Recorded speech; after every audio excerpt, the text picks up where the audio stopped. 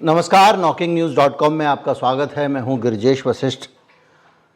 कई बदलाव हो गए हैं, केजरीवाल जेल चले गए हैं, केजरीवाल को लेकर राजनीति हो रही है। ईवीएम को लेकर भी कई सारे डेवलपमेंट हैं। मेरे अपने वीडियोस जो ईवीएम से जुड़े हुए थे, उन वीडियोस से यूट्यूब ने विज्ञापन हटा लिए हैं और अब पूरी तरह से चुनाव आयोग इस पर उतारू हो गया है कि ईवीएम के मामले में जो अलग अलग तरह की सूचनाएं हैं वो सूचनाएं लोगों तक ना पहुँचें। जो लोग ईवीएम के लिए कल तक सड़कों पर बैठे हुए थे, गिरफ्तारियां दे रहे थे, रोज़ सनसनीखेज प्रेस कॉन्फ्रेंस करते थे, वो लोग भी अब ईवीएम के ज़रिए वोट लेने के लिए टिकट लेकर पार्टी का चुनाव लड़ने चले गए हैं। महमूद प्राचा रामपुर से चुनाव लड़ रहे हैं। एक वो जो वकील साहब थे, सिंह साहब, वो मेरठ से चुनाव लड़ रहे हैं। दोनों समाजवादी पार्टी से चुनाव लड़ रहे हैं और उसी ईवीएम से वो वोट लेंगे जिसको वो कल तक भ्रष्ट बताते थे।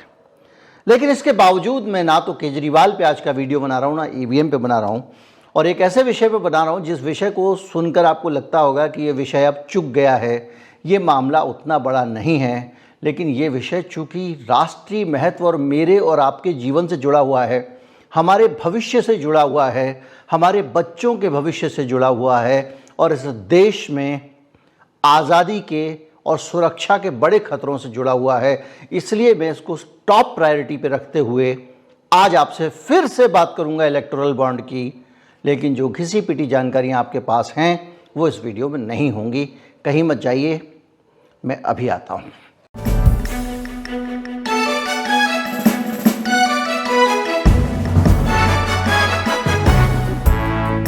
इलेक्टोरल बॉन्ड को लेकर जिस तरह की सूचनाएं आ रही हैं उसका प्रभाव विदेशों में कुछ अलग तरह से पड़ा है और ख़ास तौर पे उस कम्युनिटी के अंदर, उस बिरादरी के अंदर, उन लोगों के अंदर जो इन्वेस्टर हैं, जो भारत में पैसा लगाते हैं और जो भारत में आकर अपने प्लांट लगाना चाहते हैं या भारत की बड़ी बड़ी कंपनियों में पैसा लगाना चाहते हैं। ये जो डायरेक्ट इन्वेस्टर्स हैं, इन लोगों के अंदर एक अजब तरह की सुगबुगाहट है और ये भारत के लिए अच्छी बात नहीं है। जिस भारत को 1 ट्रिलियन, 2 ट्रिलियन और ये वो 5 ट्रिलियन, 6 ट्रिलियन, इस टाइप की टेढ़ी मेढ़ी भाषा के शब्द आपको गिनाकर भारत की महान प्रगति की बात की जाती है, उस पे इस पूरे एपिसोड के साथ एक बड़ा ठप्पा लग गया है और भारत की जो पूरी दुनिया में इमेज है, ख़ास तौर पे इन्वेस्टर कम्युनिटी में और कैपिटलिस्ट सोसाइटी में, वो बुरी तरह से प्रभावित हुई है। दुनिया भर की जो इन्वेस्टर कम्युनिटी है वो देख रही है कि भारत की जो कंपनियां सरकार के करीब मानी जाती थी, उन कंपनियों को भी सरकारी उत्पीड़न और परेशानी झेलनी पड़ी और पैसा चुकाने के बाद ही, चाहे वो कितना भी सगा क्यों ना हो, पार्टी के पुराने नेताओं की कंपनियों को भी पैसा चुकाने के बाद ही छुटकारा मिला है। ये पूरी तरह से एक एक्सटॉर्शन का केस है, इसमें कोई शक नहीं है कि जिस तरह से मोदी सरकार है, मोदी सरकार के दौर में, ये वो दौर तो है नहीं कि एक ज़माने में इस देश का गृह मंत्री अगर दुर्घटना के दिन में 3 बार वो कपड़े बदल लेता था तो उस पर उसकी नौकरी चली जाती थी। गृह मंत्री को इस देश का हटा दिया गया था, वो नैतिकता तो बची नहीं। तो ऐसी हालत में सरकार खुल्लम खुल्ला बिगाड़ लो जो बिगाड़ने वाले मोड में है। वो चुनौती है, वो देश के लिए चुनौती भी है, आपके लिए भी, हमारे लिए भी है। तो ऐसी हालत में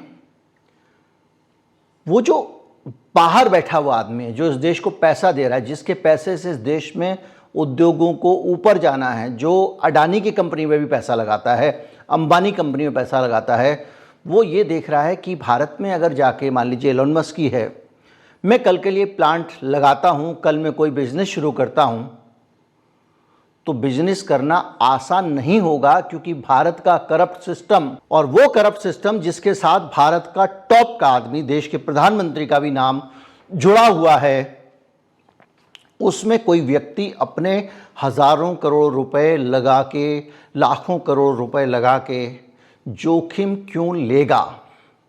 जो पूंजीवाद है, जो कैपिटलिज्म है, उसके लिए एक अनिवार्य शर्त है कि किसी भी देश में कानून का शासन होना, कानून की नज़र में सबका बराबर होना और भ्रष्टाचार का कम से कम होना। लेकिन बीजेपी की सरकार आने के बाद ये जो नया एक माहौल बना है, इसके अंदर हर तरफ एक चीज़ स्पष्ट हो गई है कि भारत भ्रष्टाचार के मामले में नए कीर्तिमान प्राप्त कर रहा है।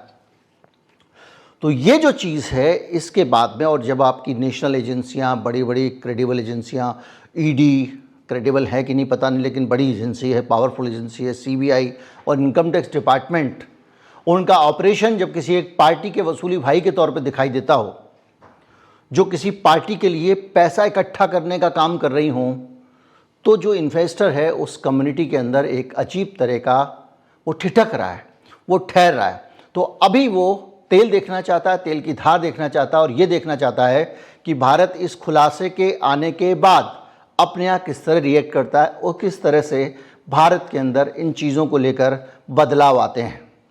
एक बहुत अहम व्यक्ति हैं जो इन सारी चीज़ों पर नज़र रखते हैं। उन्होंने बताया कि इन्वेस्टर कम्युनिटी के अंदर इस बात को लेकर लगातार कम्युनिकेशन हो रहा है और आने वाले जब फोरम्स होंगे उनमें जो बातचीत होगी उनमें ये चीज़ें निकल के आएंगी। इसके साथ साथ नए इन्वेस्टमेंट प्लान को भी लोगों ने कुछ समय के लिए होल्ड पे डाल देना बेहतर समझा है। इसको आप अगर ऐसे समझें कि मैं ही हूँ या आप हैं, और अगर आप कहीं किसी जगह पे पैसा लगाने जा रहे हैं या किसी मोहल्ले में दुकान खोलने जा रहे हैं, और अगर आपको लगता है कि वहाँ पर आके आप दुकान खोलेंगे और दुकान पे आके रोज़ पुलिस वाला खड़ा हो जाता है, दुकान का सामान उठा के ले जाता है, पैसे दो तब छोड़ता है, दुकानदार को डाल देता है हवालात में, डंडे से पीटता है, पैसे दो तब छोड़ता है, तो आप उस मोहल्ले में दुकान खोलने से 10 बार बचेंगे। इसी को बड़ा करके आप देखें तो जो विदेशी निवेशक है वो जो भारत जैसे देशों में आता है पैसा लगाने के लिए, तो वो ये चाहता है कि उसका पैसा जब वो लगा रहा है, इन्वेस्ट कर रहा है, तो उस पैसे की रक्षा करे देश का कानून, ना कि देश का कानून वसूली भाई बन जाए। इसके साथ साथ कई और चीज़ें हैं जिनको लेकर एक बड़ी चिंता है, और वो चीज़ें ये हैं कि 4 चीज़ें जो हैं वो उनको लेकर बहुत बड़ा एक कंसर्न है बिजनेस कम्युनिटी में, भारत के अंदर भी। देखिए, बिजनेसमैन 2 तरीके से सोचता है। एक तो वो पैसा रिश्वत चाहता है कोई ना ले, और अगर उसको लगता है कि रिश्वत दे के काम चल रहा है तो सबसे पहला फेंकता भी वही है, सबसे पहले पैसे। तो उसने ये जो पैटर्न देखा यहाँ पर, इसमें ये है चंदा दो धंधा लो। ये प्रशांत भूषण ने क्लासीफाई किया 4 हिस्सों में। चंदा दो धंधा लो, बिजनेसमैन को इसमें दिक्कत नहीं है, उसको लगता है कोई बात नहीं, पैसा दे देंगे और उसके बाद में हम बिजनेस ले लेंगे। लेकिन दूसरा बिजनेसमैन ये भी सोच रहा है कि चंदा देकर जो आदमी आया है तो हमको लेवल प्लेइंग फील्ड नहीं मिली बिजनेस में, मैं भी अगर एक लाइसेंस के लिए अप्लाई कर रहा हूँ, वो भी उस लाइसेंस के लिए अप्लाई कर रहा है, तो पैसा खिलाकर वो ले जाएगा, तो ये अच्छी बात नहीं है।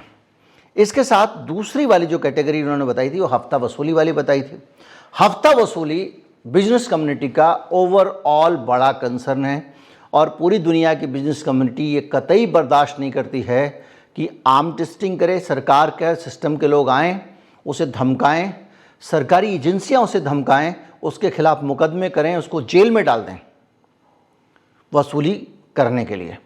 और ये वो पहलू है जिसको लेकर इंटरनेशनल बिजनेस कम्युनिटी के बीच में, जो इन्वेस्टर्स कम्युनिटी है पूरी दुनिया की, उसके बीच में चिंता बढ़ी हुई है, और ये चिंता बहुत साफ दिखाई दे रही है। और ये आपको आने वाले समय में भारत का जो इन्वेस्टमेंट का पैटर्न होगा उसमें दिखाई देगी। ये तब तक ठीक नहीं होगी जब तक प्रधानमंत्री मोदी इस मामले में साफ सुथरे बाहर ना निकलें, और दूसरी चीज़, मोदी जी आकर अपनी तरफ से कोई स्पष्टीकरण ना दें, और तीसरी चीज़ कि मोदी जी सरकार से बाहर ही चले जाएं और कोई जो भी नई पार्टी आए वो इस पूरी एक्सटॉर्शन वसूली वाली चीज़ों को ख़त्म करने के लिए विजिबल कदम उठाए, ऐसे कदम उठाए जो सचमुच दिखे कि यहाँ हो रहा है, नाटकबाजी ना करे, बयानबाजी ना करे, भाषणबाजी ना करे।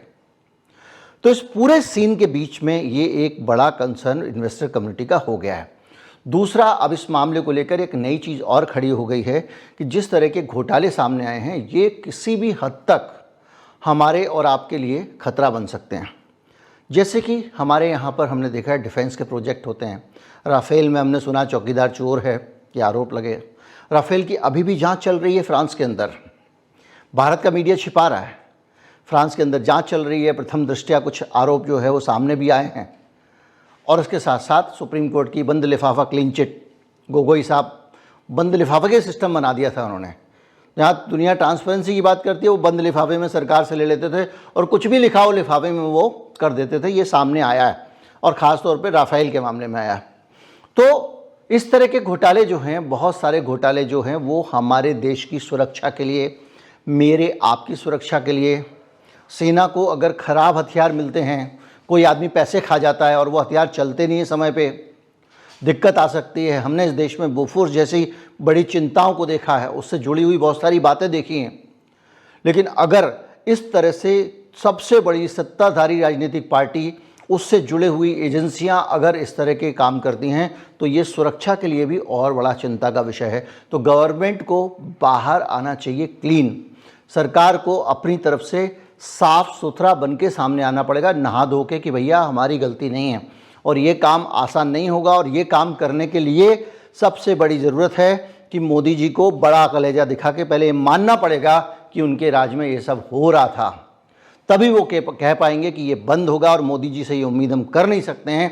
तो ये एक अलग तरह की चिंता हमारे देश के ऊपर है। इसके अलावा जो घोटाले सामने आने वाले हैं, घोटाले, अनंत घोटाले आ रहे हैं, इतने ज़्यादा घोटाले आ रहे हैं कि जिनको हम, अब आप सोचिए कि जो दवा कंपनियां हैं, 2-2, 3-3, 4-4 बार उनके सैंपल फेल हो गए, उनकी क्वालिटी खराब निकल गई, बेकार निकल गई, पैसे ले लिए और जाओ लगाओ इंजेक्शन वही वाला। अब मैं उसको जहर का इंजेक्शन कहूँ या कोई और इंजेक्शन कहूँ तो वो ज़्यादा हो जाएगा, लेकिन अगर एक दवा की क्वालिटी ख़राब है तो वो एक तरह से प्रभावित नहीं करती है। एक दवा की क्वालिटी ख़राब है तो ये भी हो सकता है कि वो असर ना करे और आदमी की तबीयत ज़्यादा बिगड़ती चली जाए, और ये भी हो सकता है कि वो उल्टा सीधा असर करे, या जो उसके रिकमेंडेड साइड इफ़ेक्ट हैं वो इफ़ेक्ट ना आए, साइड इफ़ेक्ट कुछ और आ जाए, और किसी स्तर पे, ऊंचाई पे, नीचाई पे जाके कुछ बड़ा नुकसान हो सकता है। क्योंकि अब जब चूँकि ये सारे की सारी आपत्तियां दवा कंपनियों को लेकर दबा दी गई हैं, तो ये अपने आप में बड़ा सवाल है। कुल मिला के हिंदुस्तान में 41 बड़ी कंपनियां एक्सपोज हो गई हैं इस मामले में, जिनसे सीबीआई, ईडी और इनकम टैक्स डिपार्टमेंट ने एक्सटॉर्शन करके 2471 करोड़ रुपए वसूल किए। इसमें थोड़ा पैसा और मिला दो तो CWG कॉमनवेल्थ गेम हो गए थे। इतना पैसा बीजेपी ने चंदे में ले लिया है, धमका के।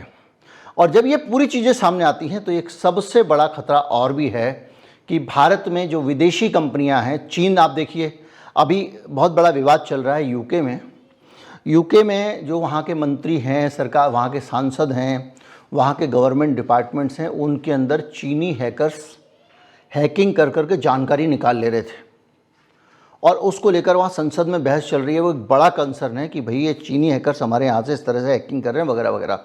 चीन की जो घुसपैठ है, चीन के साथ में यूके का जितना पंगा है उससे 10 गुना ज़्यादा अदावत भारत के साथ में है। हमारे दोनों के 1 लाख सैनिक खड़े हुए हैं वहाँ पे सीमा पे इस समय, जब सोनम वांगचुक जो है वो एक एक दिन अपनी ज़िंदगी का खतरा मोल ले रहा है। और अब उसने ऐलान किया है कि हम लोग सीमा पर जाएंगे ताकि ये पता लग सके कि जहां हम फैले जा सकते थे वहां हमारे लोगों को जाने की इजाज़त है कि नहीं है, कितना हिस्सा चीन ने कब्ज़ा लिया है।